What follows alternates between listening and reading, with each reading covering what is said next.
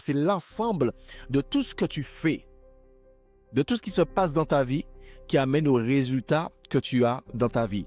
Ça va passer primordialement par tes croyances, 2, par ton système de pensée et 3, par tes actions.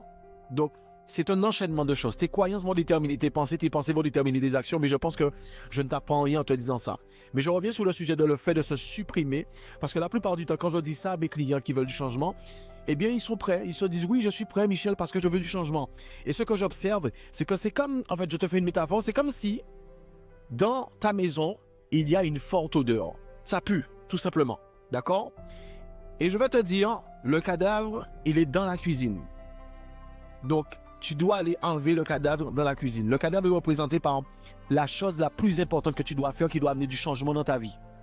Et ce que les gens font en général, eh bien, ils vont passer le balai dans la chambre, ils vont passer l'aspirateur. Et je leur dis, mais tu fais quoi en fait?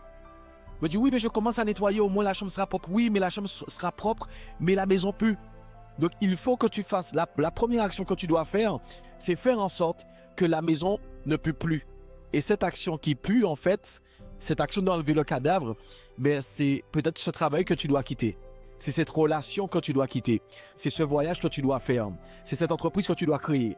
OK? Et malheureusement, la plupart du temps, on a tendance à négliger les grosses actions qui ont le potentiel de changer notre vie.